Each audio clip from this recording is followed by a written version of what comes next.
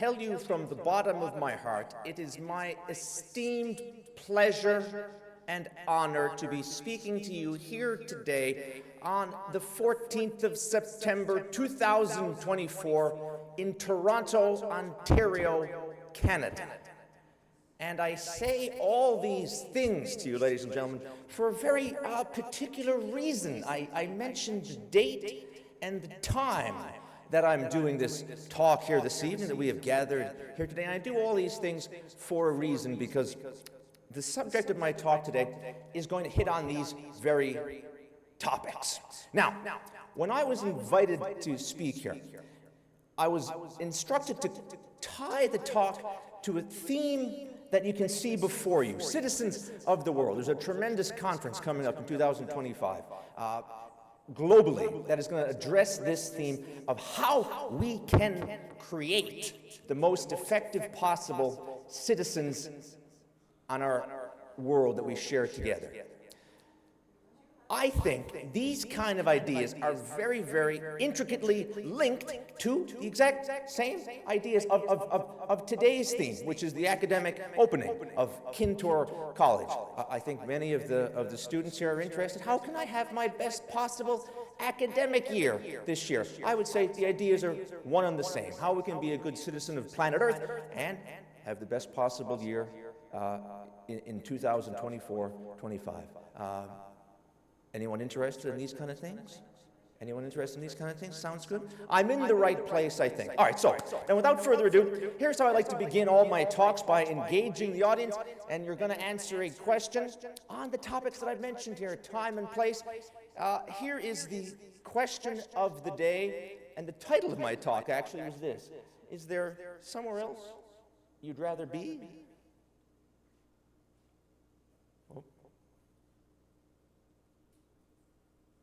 Slide not moving.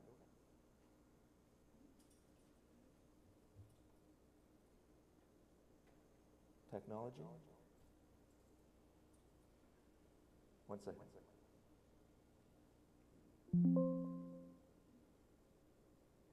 There we go. Got the better effect. All right, so folks, ladies and gentlemen, here's the question you're all going to answer. Yes or no? Yes or no question. Ready for this? And there's not a right or wrong answer. I don't mean to intimidate you right off the start. But just we'll answer yes or no. Raise your hand if you think the answer is, when I say yes, you raise your hand. If you think the answer is no, wait till I say no, and then you raise your hand for that. All right, so here's the question. On the topic of being a citizen of the world, and maybe there's somewhere else you'd rather be. Ready? Here's the question. Do you think that here and now is the single greatest time and place to be alive in the history of human civilization? That's the question. Did you hear what I said? My goodness, we're starting profound, folks. Do you think the here and now is the single greatest time and place to be alive in the history of human civilization? Now that you've thought about that for 10 seconds, we're going to answer. Who thinks the answer is yes? Raise your hand. There's no right or wrong, I said. It's okay. Hands down. Who thinks the answer is no?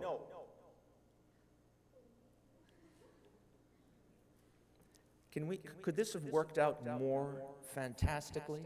It was about a 50-50 split, would you say?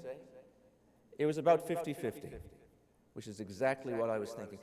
So here's the rub, here's the punchline, here's my answer to the question. I'm going to suggest to you a few things here today, folks. So as I begin speaking for the next hour, I'm going to tell you only 3 things. Actually, I'm going to correct myself. I'm not going to tell you 3 things. Wrong word. I'm going to suggest 3 things to you. I'm going to make 3 suggestions. The first suggestion I'm going to give you is that, in fact, here and now is the greatest time and place to be alive in the history of human civilization. Folks that raise your hands again, who agree with me, say yes. Raise their hands again. Very good. Hands down. Now, what about the people? I told you it's okay to disagree. I'll get to that in a second, by the way. Those that said no, it's not the greatest time and place, raise your hand again. Raise your hand again. So what if I say we're kind of splitting the difference? Because although I think this is very nuanced, that's why you got to listen to every word. There's no room for falling asleep here. Very detailed, very nuanced.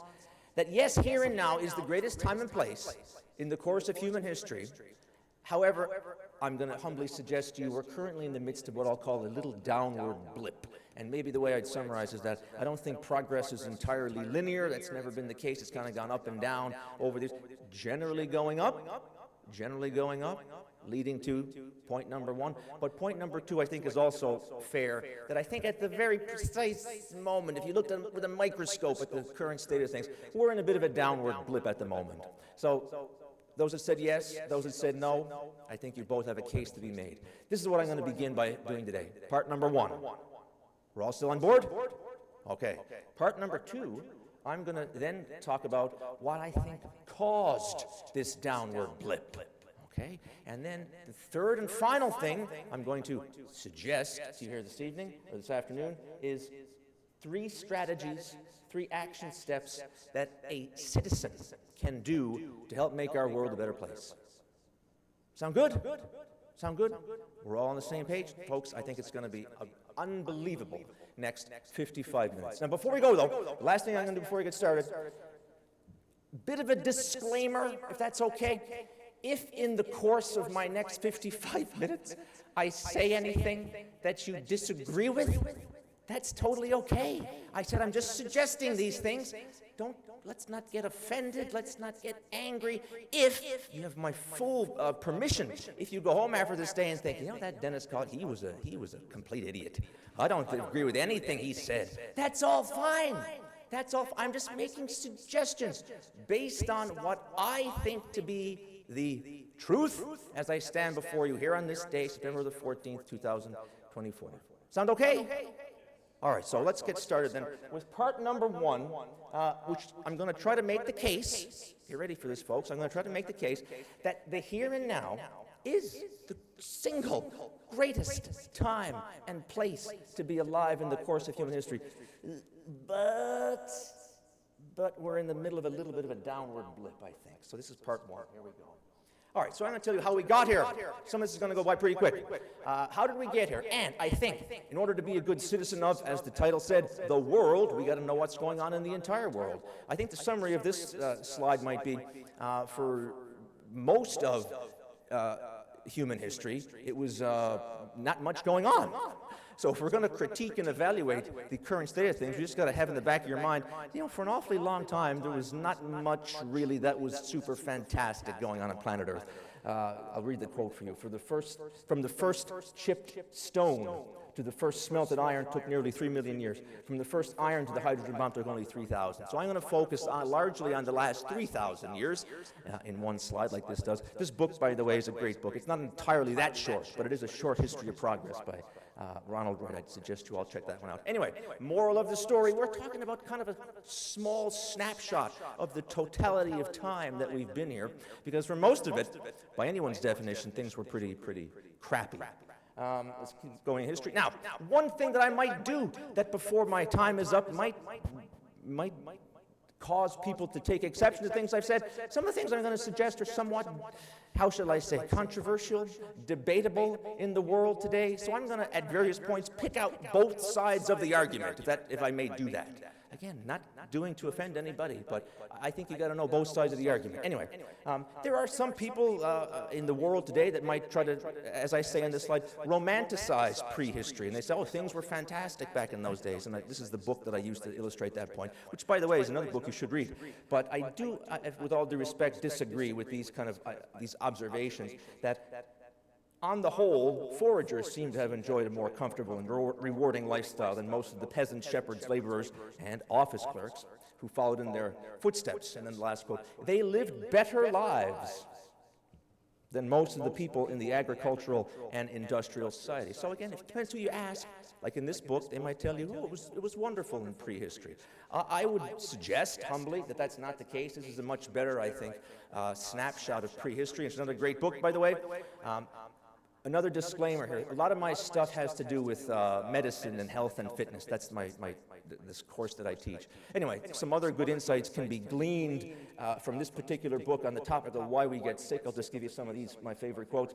How life really was prehistory. In fact, it's difficult for readers of this book to appreciate the harshness and insecurity of human life under natural conditions. Only the grossly uninformed or irrational romantic would ever think we were better off than we are now, because the conclusion is thus quantitatively inescapable that deaths almost precisely kept up with births for nearly all of human history.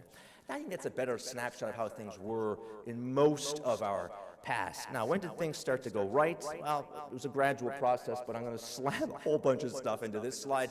My goodness, too much stuff to even talk about. But around the 1600s, give or take, this thing called the Enlightenment started to happen, and I've very oversimplified things, but I think the message from this would be, around this time, ladies and gentlemen, a different worldview started to take shape that influenced the direction of human civilization for the better.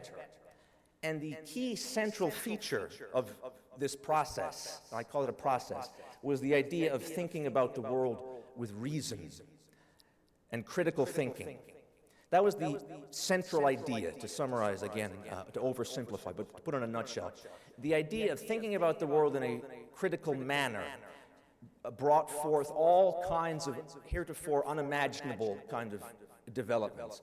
I've broken them down into just kind of, again, overly simplified domains, but once people started to think about things with reason, this thing, my goodness, what a talk, what a topic. The whole process of science came to be. Likewise, so did this other issue, which I would argue before this was really not even a thing, the idea that there's an individual human right.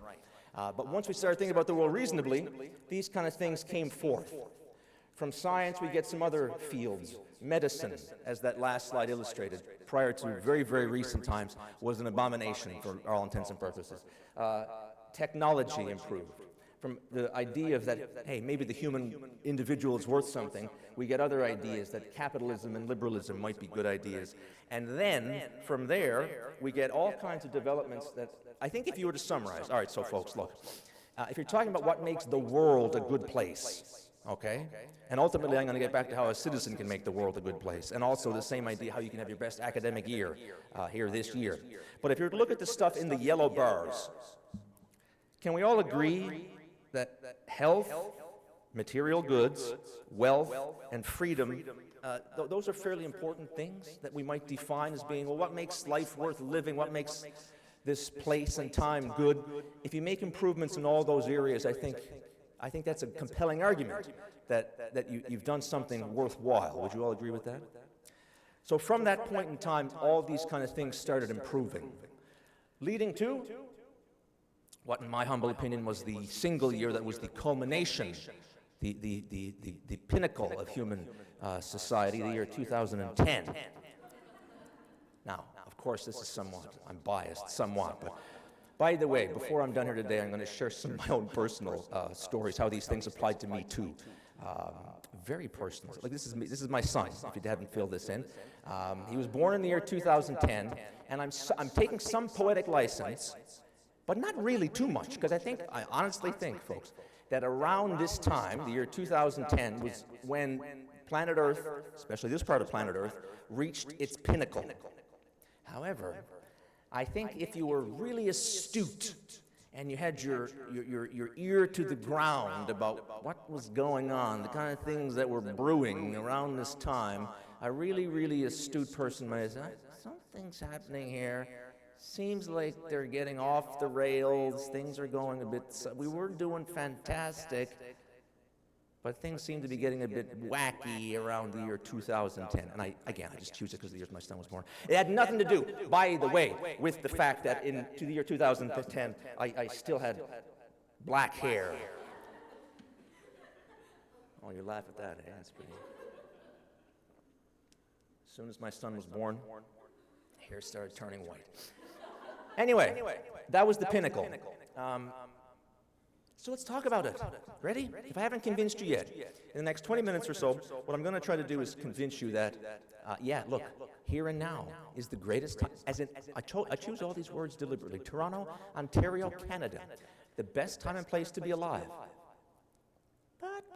maybe in a bit of a downward blip. We're on the same page. It's complicated, I know. Anyway, here's some random things. Piggybacking on that previous slide, remember, folks, the stuff in the yellow bar, the kind of stuff that makes life good, life worth living? Let's just investigate some of those things, and let's investigate how here and now, namely Canada and Toronto, Ontario, is doing in comparison to the rest of planet Earth on the theme of being a global citizen. All right, here we have a map of planet Earth, and we're going to talk just real quick about the topic of freedom. Is freedom a good thing? Anyone think? No, that's not. Freedom, pretty universally agreed, this is a good idea. Who has the most freedom on planet Earth? Look at the dark red, folks, and what do you see? You see where, here. This is a score tab. It's called the Human Freedom Index. You can look it up. I'll give all these references you can check. They have a whole bunch of criteria whereby they judge the countries on planet Earth, 200 countries, give or take. Who has the most freedom? The answer is, guess where? Here. However, okay, so we're number 13, but if you stretch out our ranks over the last few years, you see, we're kind of in a downward blip. Where was the peak of Canada's? What was the peak? 2010. You go back in time, folks, and you start at 2000, you're in a good spot. But that was our peak. We had a precipitous drop, and now we're still kind of in a much lower than we were. Anyway, bottom line, I hope not being too complicated. Things are good. Things are very good, comparatively. We were doing better, seemingly, at one point. All right, let's keep going. Oh, how about, I told you, one of my big things I teach in the Faculty of Medicine. So is anybody, again, show of hands. Let's get some group involvement here. Show of hands. Anybody interested in living a long time? Show of hands. Anybody interested in living? Some people are not. That's okay. Living a long time. It seems to be pretty, okay, I can assure you that, the data goes back, by the way, to the 1750s. That's the first year they have data, as an actual data. You could expect to live to be like 40. Okay, I would have been dead 4 years ago if I had been born in this time. But look, I just picked the countries randomly, but any country you pick, again, is this an important thing? The length of time you might expect to be here among us on planet Earth has increased over the years. Again, is there somewhere else you'd rather be than here and now? I don't know, folks, if you talk about this. In Canada, let's take a more of a micro view of this. Let's just say in the last 100 years, I asked this as a trivia question in my class. If you were born in Canada 100 years ago, this is not ancient history anymore.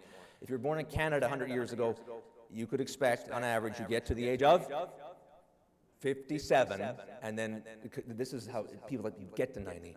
This graph here represents the average, and in 100 years ago, 57 is the average. So, folks, this is recently we've been improving. You follow what I'm saying? Recently, some tremendous improvements. Again, same kind of different data source, but the same kind of idea to illustrate their points. You got a snapshot of the globe, and they color in the countries. Exact same idea, but this has to do with life expectancy. Totally different source, but you could be using the same ideas. Because what's the good color you should be? If you're in dark purple, these are the countries, the places on planet Earth that live the longest. And who's dark purple? Who's dark purple? Here is on all of planet Earth, we got the best life expectancy. So again, is there somewhere else you think you'd rather be than the here and now? What? Recently, things have been, I don't know, a bit of a downward dip. Anyway, this is complicated stuff. Okay, how about this? It's a cry of many people. I told you, people might have different views about this. However, if you take a survey of the media, the common belief in the world today, people might criticize here and now. They might criticize based on, let's call it, social issues. Canada is not progressive enough, so might say some people. To that, I would ask this question, and I think, folks, if I could highlight just a couple of these slides I'm going to share with you. The wisdom of this, I don't even know if I can explain how profound this is. Anyone who this dude is? Thomas Sowell, one of the smartest men alive today. And I don't think it's not his quote, but I attribute it to him. I heard it from him.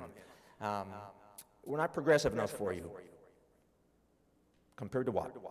His joke is, he takes this stuff so seriously, this whole notion, compared to what? He can't escape it in any facet of his life. Someone sees him on the street. Hey, Tom, good to see you. How's the wife? Compared to what? So if we're going to criticize Canada for not being progressive enough, I would say compared to what? So if you look at some of the big issues that are in the media today, Canada was the 4th country on earth to legalize same-sex marriage in 2005. 2018, we're the 2nd country on earth to legalize marijuana. Again, compared to what? We're leading the way on these kind of progressive social issues. Let's do a quick comparison of our neighbor to the south. This is Canada and our good neighbor, the United States of America. If you look at elections since World War II, who do Canadians vote for to lead them? I can tell you that we have voted for left-leaning governments twice as often as we voted for right-leaning governments. In comparison to the world, the United States, they're about half and half. Slightly more than half, actually, they vote for right-leaning governments. So again, Canada's not progressive enough for you. The question might be, okay, compared to what are you judging? All right, let's talk about who we elected. Who we elected. And more progressive social issues. Very relevant. By the way, I cover all these topics, folks. Maybe I shouldn't be covering all these topics, but I will anyway. How about the issue of the lot of women in the world? Very relevant to the students at Kintore College. Let's talk about Canada's status on that department, women's issues, women's social issues. In 2015, we elect this guy, and he says, the question is, one of the priorities for you was to have a cabinet that was gender balanced. So he gets elected, and he has an equal number of males and females in his cabinet. This is our country. Why? Because it's 2015. That's his answer. So clearly, a forthright commitment to giving women opportunities. That's our country. Let's see how it's planning out in the real world, just as 2 examples. I just got 2 quick examples for you. And again, before I go reveal the secret, let me just see if I can read your minds here. Let's talk about jobs, okay? Who'd like to have a good job? Raise your hand. Who wants to have a good job? Raise your hand. Again, that's pretty much everybody. Someone shout out, what might be a good job? If you ask like a kid, don't overthink, what's a good job? Doctor, excellent. How about this? Okay, look at this. If you ask anybody in the world, what's a good job? Hey, if you're a doctor, you're doing pretty good. I got this, sorry, before I give you the current stats. When the year Canada was founded, 1867, how many female doctors were there in Canada? No. Come on, give us some credit. There was one. It was her. We had one, so Canada becomes a country. Dr. Emily Stowe is a doctor. How are we doing now? I got this data from the website of the College of Physicians and Surgeons of Ontario. I'll just read it for you. I'll read the whole thing. The issues of equity and diversity in medicine have attracted significant interest in recent years, particularly as they relate to the role of women in medicine. Currently, 54% of physicians in Canada under the age of 40 are women. And they project by the year 2030, it's going to be equal. No question. 1867. It's not fantastic. I'm a female. I'm kind of interested in being a doctor. Sorry, you can't do that, or one of you can. But it's no longer 1867. And by all means, this is where, I don't mean to be stepping on anybody's toes. If you look at their website, they have different conclusions than I do. Let me just put it that way. I invite you, please, I gave you the reference, go check out all their materials about the plight of women in medicine today. So says the College of Physicians and Surgeons of Ontario. I'm just giving the stats that it's about half and half now, as compared to one in 1867. Someone name another good profession. Engineer, oh no, sorry, not, someone in the middle there said it? I didn't get data for engineers. That probably is not so great, actually, now that I think about it. It might, I don't know, but someone said the other profession. Lawyer. If you ask a kid, hey, what do you want to be, a doctor or a lawyer? I got this from the Law Society of Ontario. They were unbelievably generous. I emailed them. They don't know who the hell I am. I said, can you just give me your data about stats on men and women? Sure, here you go. This is it, and it's about half and half. In the province of where?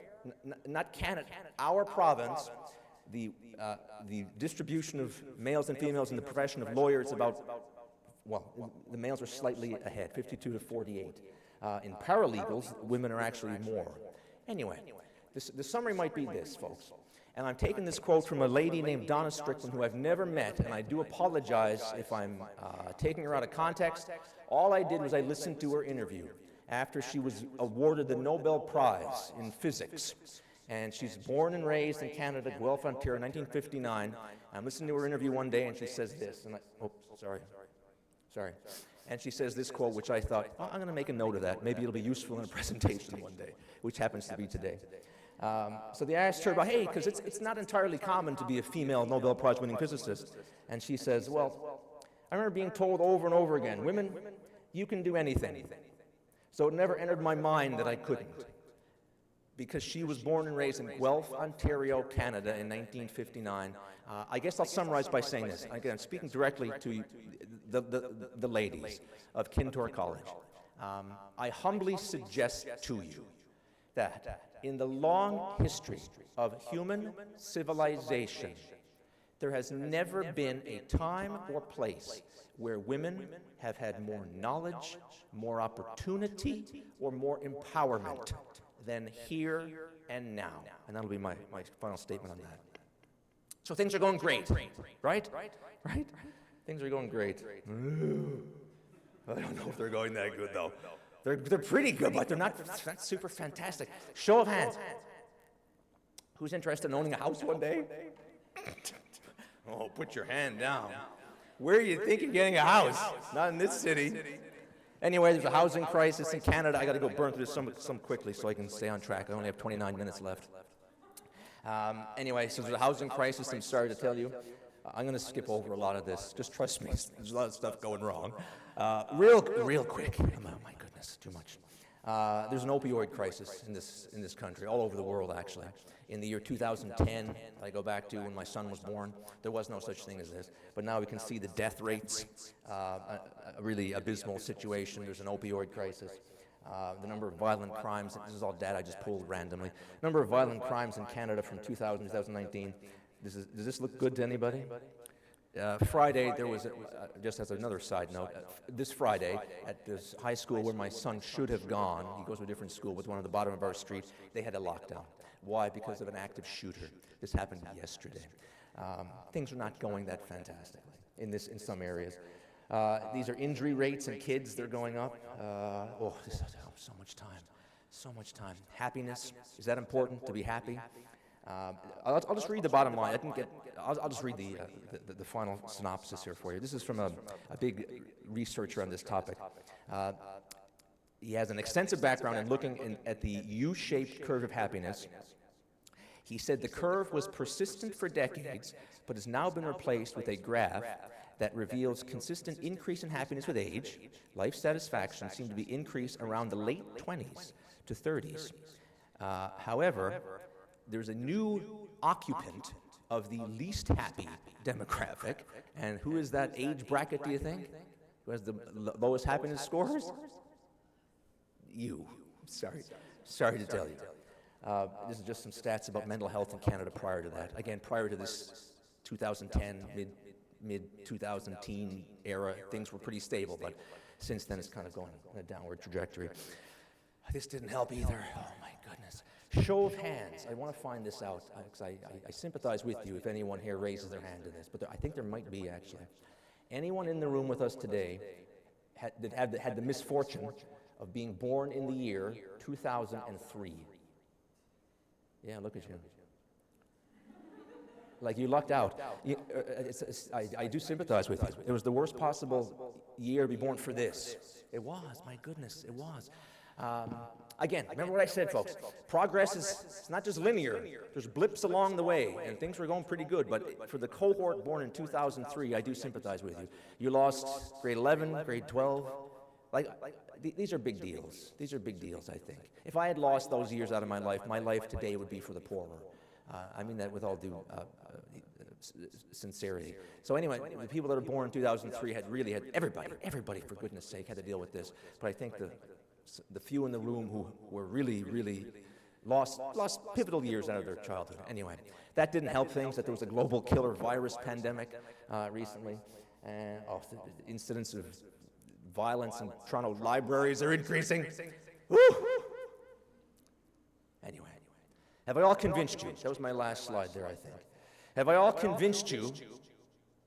And if I haven't, that's okay.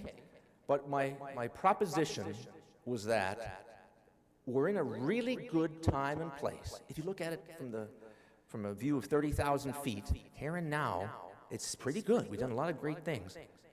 But I think recently, folks, if you follow what I'm saying, we started to go down. Is that clear? Have I made my case? Made my case? Okay. All right, then. So, in the remainder of the presentation, what I'm going to do is try to identify why, some reasons as to why these things started to go off the rails, and then tie into that some things, in fact 3 things, that you might be able to do to get things back on track. And that goes to being a good citizen of the world, goes to having a good academic year. It's all tied together in a beautiful bow, folks. So let's just keep plowing ahead here with part 2, what caused the downward blip. And again, if I could pick out just maybe 2 slides to share with you, this slide might be one that's so full of stuff, it's very, very complex, but very, very explanatory as to how we kind of started a downward trajectory, I think. Now, ignore all the writing. That was kind of just a stream of consciousness by me. I started going, oh my God, I got to keep going. This is just, forget all the writing. I'll try to summarize it for you. But follow along here, folks. This is hugely important stuff. How did things start going wrong? I think the analogy that I will try to paint, and there's some lessons to be taken away from this, as to how things were going great and then started not being so great, is this kind of a curve that we call a sigmoidal curve. And the analogy that I'm going to use to tie this together, I'll go back to my real training, is physical fitness. They both line up very, very nicely on this explanation. So follow along here. If you start down here, okay, so very, very bad, let's say things are bad. It could be your level of physical fitness, or it could be the state of the civilization that you're living in. You following this?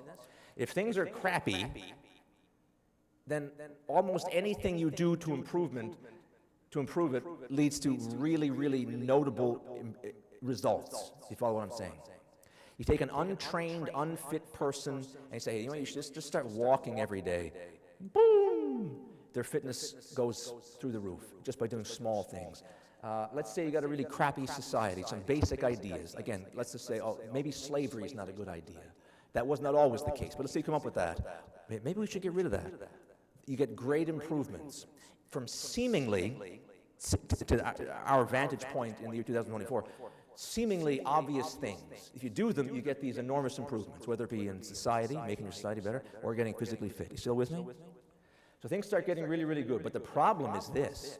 Once things start getting really good, when you're up here, you're a seasoned exerciser, like this CrossFit girl, or you're a really, really good society, like where?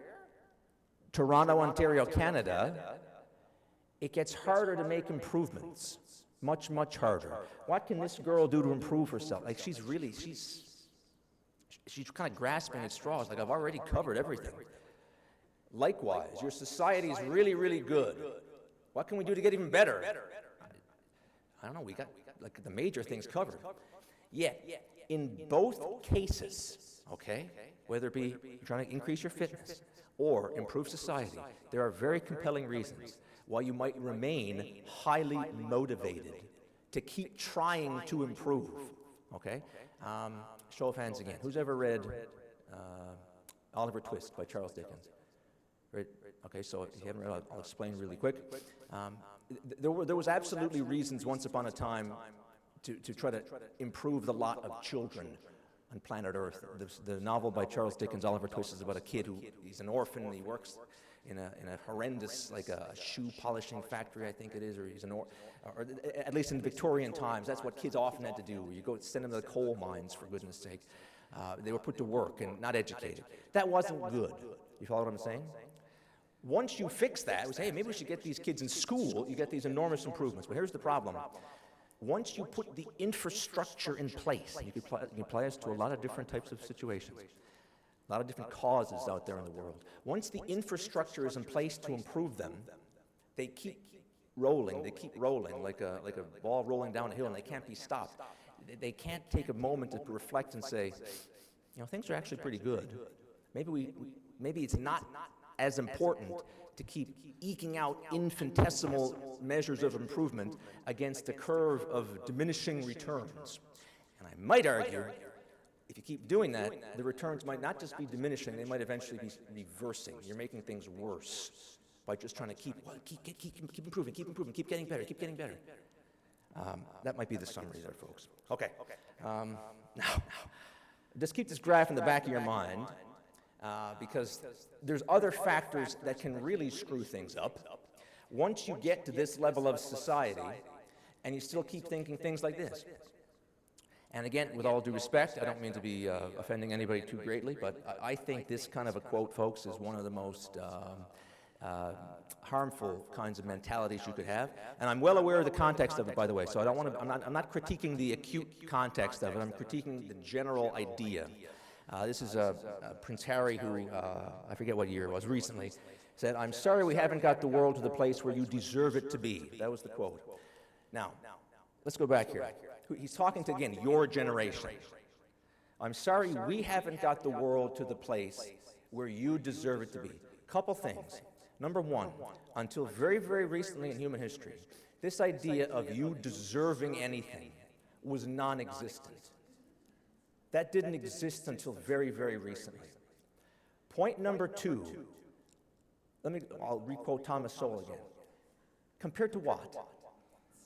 We haven't got the world to where you deserve it to be. It's the greatest civilization that humanity has ever created. They've struggled, they've strived, they've made mistakes. A lot of this has been terrible, but once again, my main thesis, here and now, it's really, really an improvement over almost, not almost, everything that came before it. You deserve better. Well, it's not that easy. It's not that easy to make things better. The idea is, to quote a baseball analogy that I've often used in life, you were born on third base and you think you hit a triple. This is a detrimental way to view the world. Once you get to this level and you have this kind of an attitude, well, I deserve to be here. You don't deserve to be there. That's like this girl saying, I deserve to be this physically fit. And you know all the stuff, look, all the work that it took to get me here, whether it be to get me this fit or to build a society as good as we built, let's just forget about all that stuff that got us here in the first place. It's like this girl is saying, well, you know that lifting weight stuff? That's kind of hard. Takes a lot of time, a lot of effort, it's unpleasant. I think I just deserve to be this fit. Can I somehow forego all the stuff that got us to where we are? Can I do that? Well, the answer, of course, is no, you can't. But if you buy into this kind of attitude, that's what you get. And that's detrimental to being the best possible citizen and having the best possible world, in my humble opinion. All right, where do we go wrong? Real quick, I can't go dwelling too much longer on this stuff. But how did we get here? I call this slide only half jokingly. The decade that ruined the world. All, by the way, prior to what year? But anyway, there's a bunch of stuff happening prior to that, in the decade prior to 2010, that I think set us up for some problems that we're having today. And it's all this stuff here. To summarize, it is the combination, listen, the combination of, number one, the proliferation of information, number one, which is best exemplified by this thing called Wikipedia in 2001. Back when I was doing my undergraduate degree and you wanted to learn anything, well, how do you think you did that?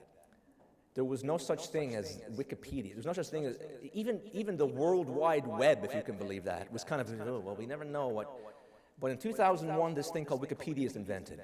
The effect on the world cannot be overstated. Now, listen, folks, there are no more unanswered questions. What a concept. Never before in human history, I can, at my fingertips, type in any question, and if I have the internet, and I get this as an answer. This is number one, the proliferation of information. But number two is all this stuff going on here, this rise of social media. So not only is all the information in the world at my fingertips, but, listen, the average individual is connected in a way like was never seen before with literally millions and millions of other people, and they can share whatever they want, whatever content they think is true, or whatever they think is valuable, with no expertise, no credentials. All they got a lot of followers on Twitter, though, man. Oh, and I can share all this information. So these two things, the combination of the proliferation of information and the ability to share with everyone, And there's good stuff in this too, but it led to some problems, if I may humbly suggest. Now, to get really laser focused, I just told you the decade that ruined the world. How about the week that ruined the world? It was actually 2 weeks that ruined the world. Best illustration of this one that I could possibly come up with. Look at this. In the year 2006, Time Magazine's Person of the Year. Who was it? Who was it? It was you. Put that on your resume. Never mind you worked in the grocery store in high school. I was Time Magazine's Person of the Year in 2000. What you did to deserve this accolade, I have no earthly idea. Oh, yes, I do. You use this thing called the internet and social media. Prior to this, this was reserved for like the presidents of the United States, the Pope, Martin Luther, these kind of people. But in 2006, nope. Again, why do you think people think I deserve things? They told you were the Person of the Year in 2006. And then 2 weeks after that, this guy invents this thing. Show of hands. Who has one in their pocket right now? Show of hands. You got, again, the technology we can't even comprehend, folks, how you can be connected to the world in your pocket anyway. These things, although somewhat beneficial in some ways, no question, I think led to some of the problems that I illustrated there. So maybe the idea of, I don't know, as I can give you, I told you I'd give you 3 action steps. How about a bonus one here and now? Maybe just disconnect a little bit more often, maybe. Just disconnect every once in a while. You don't need to carry this thing around all the time. What if I told you I don't own a cell phone? Would you believe me? I do own one, but I don't use it really. Anyway, few people can back that up. I don't really. Anyway, moving along. So I'm running out of time here, folks, but I will finish on time, I promise. Anyway, here's a good quote that I think summarized the whole situation by a late-night comedian, Stephen Collier, 2005, and he says, "It used to be everyone was entitled to their own opinions, but not their own facts. But that's not the case anymore." That's year 2005. And then from that decade, from all this stuff, the culminating, the brewing storm we get, I'll give you 2 examples, and then we'll get into the final piece of my presentation today, the 3 action steps you can take home. But the 2 shining examples of this, the culmination of all this, I'll give you them both here. So in 2017, our neighbor to the south elects a certain someone to be the President of the United States, and from that administration is birthed the term alternative facts. And from that point on, we're living now, folks, in the post-truth era. There could be alternative facts. So says who?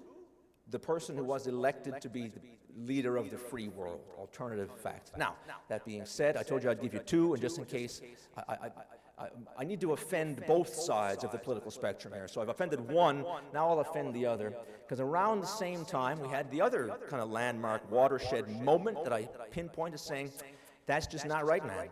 And let me, so anyone gets mad at me, I'm not criticizing acutely the cause of the moment here, okay, if you're following here. You can look this up, Oprah Winfrey's speech at the Golden Globes, 2018. I'm criticizing the grander point, which is this, that what I know for sure is that speaking your truth is the most powerful truth that we all have.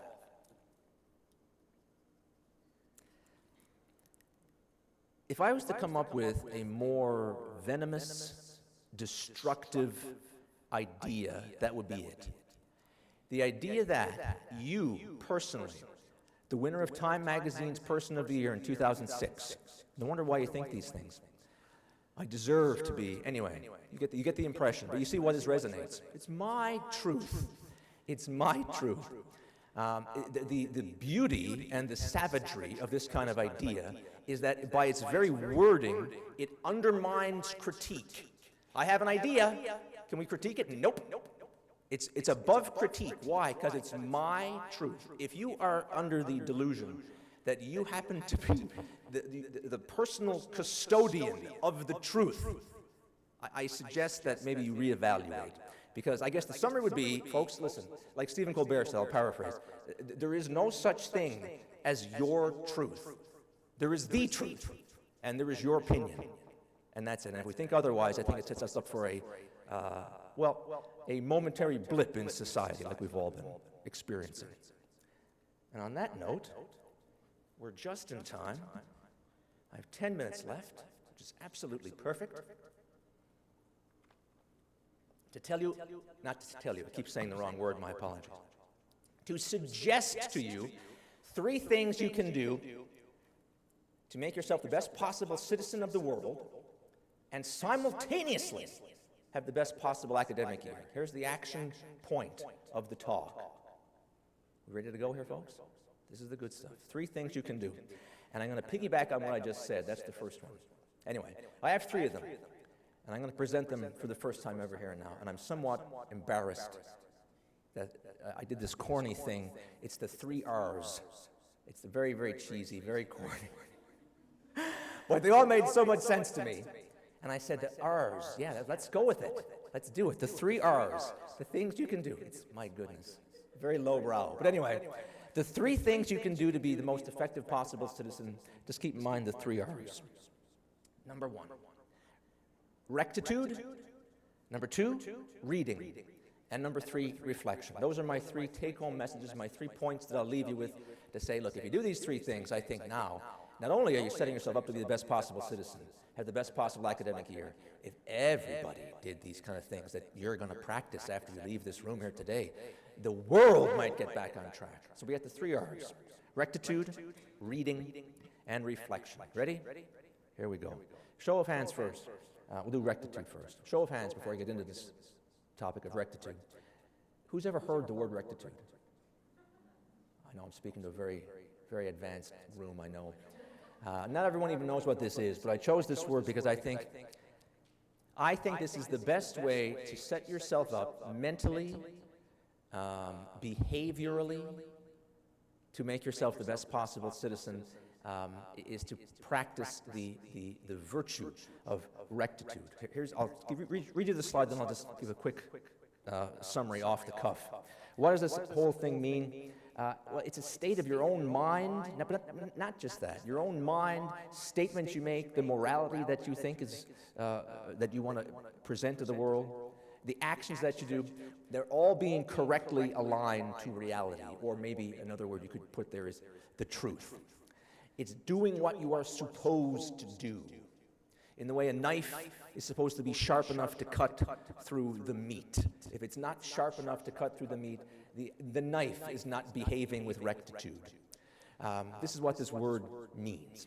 Getting the truth and the preparation of the ultimate truth. And each choice is an example. Each choice that you make, each action that you do is an example of rectitude. Being in line with the truth, and there is a greater truth. Let me elaborate. This is a book. I'm not going to recommend necessarily reading this one. Trust me, I have it on good authority. This is some tough sledding. But there was a guy, I think it's even the year 10 in the thousands. This is an old book anyway. Saint Anselm of Canterbury had the treatise on this topic of rectitude, and it's pretty profound stuff.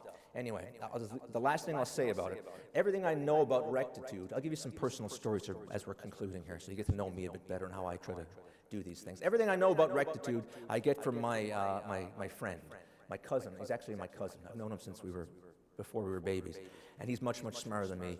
He told me all about what rectitude means. Okay, and I'll leave you with this as a mind blower. Can't get into no more time to elaborate, but it's a good mind blower to finish this point about rectitude. And we're talking about rectitude, and I asked him what I thought was a very high-level question. And I said, okay, so, all right, everybody in the world now is beginning to act and think and present the virtue of rectitude. We're all doing that. What then is the byproduct of that makes our world a better place? Question mark. That was a good question. And he says to me, Dennis, you're missing the point. Acting with rectitude is the point. I said, that's the objective. Never mind acting with rectitude. That is the highest goal attainable. Anyway, move along here, folks. That was R number 1. We got 2 more R's. I told you I'm going to give you some personal stuff here. This is very personal. I'm going to read from you my journal, actually, believe it or not. But it's a good illustration to the last 2 R's that are tied together. These are very, very good stories. True stories also, by the way. So one of them I've never even told before. Anyway, the second R is about reading, okay? So to summarize, my position might be, folks, you got to read. You got to read books, and good books. Because if you don't, how can you know what the rest of the world is like or thinking? Or, believe it or not, other people before you might have had some good ideas. Maybe by this concept of reading, this is going to lead to being a more productive citizen of planet Earth. And I'm going to also suggest it helps your academics, believe it or not. Anyway, here's my story of reading. I'm going to go back in time and tell you how I came to be a very good reader. This is me. I told you, very personal and very timely. Look at the date there. We're coming up to the 21st anniversary of this picture. But I moved to Toronto. Okay, so follow along here. It's a good story. I moved to Toronto from the island of Newfoundland in the year 2003. This is a picture of me and the first day I arrived in Toronto in my apartment. September 23rd, 2003. Kind of like the world, things were going pretty good, really. I just finished my master's degree, moved to the big city. It's going to be fantastic. So we're kind of going in the right direction. But there's blips along the way. Things are not always going so great. So anyway, I've kept a journal, by the way. That's maybe a fifth bonus point. That's a good idea, too. Keep a daily journal. I've done that for, I think, 7 years of my life is all recorded in a journal. Anyway, here's some stuff. This is from day one. Tell me if this is going super fantastic for you. Day one in Toronto. I'll just read what I wrote. I say goodbye to Mom and Dad. It is always the same, never good. The young lad from Newfoundland arrives at Lester B. Pearson Airport. The young lad's bag does not. I am now in the new city with one suit of clothes, including my socks and underwear. Another thing I do not have is a job.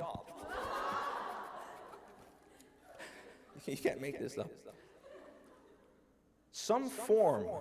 Look at this picture. Some form of a bed seems to be our #1 priority. Mark and I, that's my roommate. Also, I've known him since grade 1. He's my other oldest friend. Mark and I commence walking around IKEA as if we know what we are doing. We decide on a system of purchasing a bed. I find a salesman and ask him, please show me your cheapest bed. This is all from day one. I phone my 2 leads for jobs from a payphone, of course, as we have no phone of our own. I arrange an interview for 2 p.m. tomorrow. Now all I need is some clothes to wear to the interview. Mark and I venture out into Toronto. It is not really all that similar to the Goulds. And here's the Goulds, by the way. This is where I'm coming from. This is where I'm coming from, my hometown. Now I'm in Toronto. Mark and I venture out into Toronto. It is not really all that similar to the Goulds. We return to our apartment. I fall asleep on a bare mattress on the living room floor of an apartment cluttered only with our meager possessions. That's day one in Toronto. So anyway, I'm in Toronto. Things are going okay, but not super fantastic. I do eventually get a job. I don't make any money, though. This is my tax return from the year 2004. It's the year after. I couldn't show you 2003 because it wouldn't encapsulate the whole year. So in 2004, this is how much money I made. How much money? 15, I'm underselling myself, $15,000. How much I grossed. I'd say it's gross. It's grotesque, in fact. That was not a lot of money back then either. That was the first year in Toronto, that's how much money I made. So anyway, things are going okay, kind of like society, but they just blips along the way. Anyway, now what's this R about? What am I talking about here? Reading. Because I had no money, and I'm running around Toronto on the TTC. Some of you may have ridden this thing. Show of hands, who rides the TTC? So I talk back home to Newfoundland, people that live in this kind of a place, and I'm riding this kind of a thing. I said, Dennis, how many hours a day are you on that bus? Oh, I'm on the bus like 2 hours a day. 2 hours a day? what a waste of time. How can you do all, you're wasting your time in the big city on a bus for 2 hours a day. And it's true. There's something to be said for being on a bus for 2 hours a day. However, one time, as I was riding the bus, I saw a different type of bus going down the road. It was this type of bus. And emblazoned on the side of that bus was this slogan, on the journey of learning. And I said, and all the little kids were, it's a school bus, if you're not following. And all the kids were on the bus going to school, and they thought it was the greatest thing in the world. They were happy to be going on the bus to where to learn. Let's put an idea in my head. I said, while I'm on this bus, I can turn this bus basically into a post-secondary learning institution. And so can you. If you channel your time properly, you can read 76 books in 3 years. I think I should get a round of applause for that, by the way. Please, please, please. No. Anyway, so the second R was to read. And whatever way you can come up with it, before you're going to bed is a wonderful time to read. Anyway, and you're reading good books. Because if you do that, folks, you get a better appreciation of the world. Going back to the theme of the talk today. How can you be a good citizen of the world if you don't know the world? So read about all kinds of different things. The second R is quite simply reading. Make sense? All right. Now, we're almost done. How much time do I have left? Well, I've gone 1 minute over. I'll be done in 2-3 minutes. I apologize for going over. We'll be done in 2 or 3 minutes. I got one more story, and it's also a fantastic story, which I've never told before, which I'm also hesitant to tell this particular group. I don't know how you're going to take this one. You could take it in God knows how many different directions. I'm going to tell that anyway, though, because all I'm doing is suggesting. You can do what you like with that. I'm just going to tell you the true story. What story? The true story. This is the true story. All right, the third R, I think, that helps you personally and help getting the world back on the right track, because you being a good citizen does get the world back on the right track, is taking some time for reflection. And I chose this word because it begins with the letter R. But it's a good encapsulation, some time for reflection. I could have chose some other words. This is for fun. What's a good synonym for reflection? Anyone want to suggest something? Thinking, yeah, I like that. More, yeah, even deeper than thinking. Meditation, introspection. What was that? Prayer. It might work. Anyway, I chose the word reflection because it begins with R. But it's along these kind of ideas, along these kind of lines. So taking the time to reflect about everything, your own situation, particularly as it pertains to the world at large and the truth in general. Here's my story about reflection. All right, we're going back to Toronto. No, sorry, we'll go all the way back before I came to Toronto. This is a picture circa 2000. Get my story straight. Circa 1982, the exact year is lost to antiquity, but it's somewhere around that time. This is me, and this is Sister Eulalie, okay? So we're talking about reflection and how you might come to this. Anyway, personal stuff, you can't be raised more Catholic than I was raised. You might be raised as equally Catholic as I was raised, but you can't be raised more Catholic than I was raised. A couple of stories illustrate this. I don't think too many houses have a long-running joke that your mother wrote a paper in university called Thomas Aquinas' Cosmological Argument for the Existence of God. That's not a joke in everyone's household. And this picture is the other story. Nor is it in everyone's household a common feature for the nuns to come visit. That was not a thing. And look, this is my funniest part of the story. This was so accepted to me, I was old before the thought occurred to me, hey, wait a second. I don't think the nuns come to visit everybody. I think there's something unusual going on in this house. Anyway, Sister Eulalie would come and visit, and the nuns would come. It was a big... Anyway, like I said, you can't be raised more Catholic than I was raised. Now let's flash forward to go back to this year, the year I came to Toronto. By this time, let's just cut the story short and say I had kind of deviated from that path somewhat.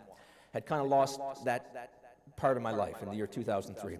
And in the year 2003, remember, things weren't going super fantastic. This is how much money I made that year. And it was sometime in the year 2004, I remember distinctly, it was after Christmas, and I was walking home, and things weren't going super fantastic. A number of things had happened, like I wasn't making any money, for one. Number two, it's a big deal at the time, a girlfriend that I had just broke up with me. True story. And also, while I was at work, another client, it's all a true story, Another client had asked the boss to kind of disengage from my services. They wanted to get a different dietitian and exercise person to work with them. And it sounds like weird little stuff, but it was all stuff kind of weighing heavily on me.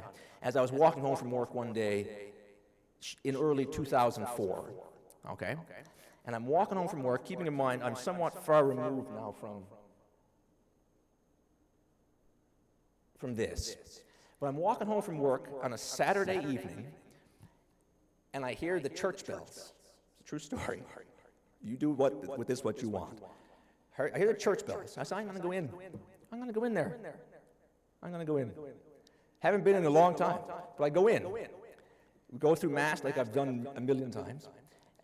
We get the Eucharist, as I've always done whenever I did this when I was a kid. You get it, you come back, and what do you do after? You reflect. So that was my own thing. I would just, as I was there in the pew, you kneel down and you think, you reflect. So I'll do that. Haven't done it for a few years. I'll do it though. Keeping in mind, I'm not necessarily looking for answers at this point, but the reason why I went in, which I had not done in a long, long time, is because things weren't going so fantastic. So I tell you, true story, I'm there and I'm doing my thing, reflecting, and it sounds, I'm very hesitant to word it this way, but I'm just telling you the truth, what happened. You can do with it what you like. As I'm reflecting, I get kind of like what you could describe as a message, like advice. I get this. I've never told this story, but it's a true story. And I get kind of advice in my head, just pops in my brain. Keep in mind, things aren't going fantastic. How much money did I make again? I'm not making any money, girls are breaking up with me, all kinds of things. And what was the advice that popped into my head that day? Keep doing what you're doing. And I tell that story, honest to God. If you could see, I get these goosebumps when I tell that story, and it's a true story. That was the advice popped in my head. Keep doing what you're doing. I said, keep doing what I'm doing? That's the most idiotic thing I've ever heard. I'm not making any money. You got girls breaking up with me. Things are not going. I got to change something. But that was what popped in my head. And I'm just saying that through the process of reflection, this is the advice that popped in my head. Now, I don't think the take-home message from everyone here is keep doing what you're doing. Don't get me wrong. It might not be the case. Maybe you've got to change something drastically. I don't know. But that was the piece of advice that popped in my head. Just keep doing what you're doing. I said, okay, well, let's keep doing what I'm doing. And from there, I think things started to get much, much better. A whole bunch of things started to happen better from 2004 onward. I point out a whole bunch of things, like I met my wife a couple months later. I started making more money, and I don't know, here I am today. I get invited to speak to people like you at events like this. So things have started to go much, much better. And I think the way that happened, folks, is largely related to these three things, the three R's. Conducting your life with rectitude, reading, and taking the time to reflect. So on that note, I know I've gone over, I apologize, but that is my, my presentation for you today. Folks, from the bottom of my heart, I greatly appreciate you having me. Have a great year here at Kintore College. Thank you.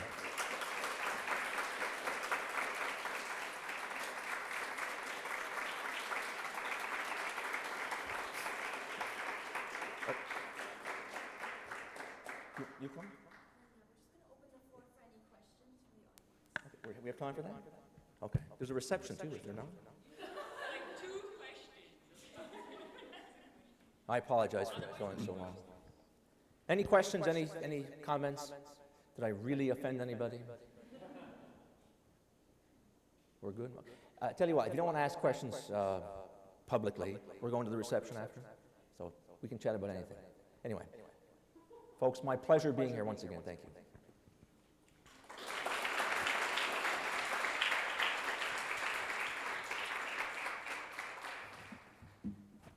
Thank you, everyone, for joining us today, and thank you again to Professor Collier for this excellent talk. We do have a little thank you gift for you.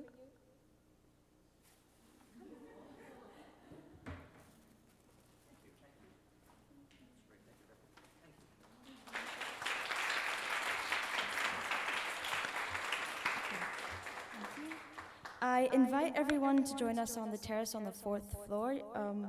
The organizers will help you get there. and we can keep the conversation going there. Thank you.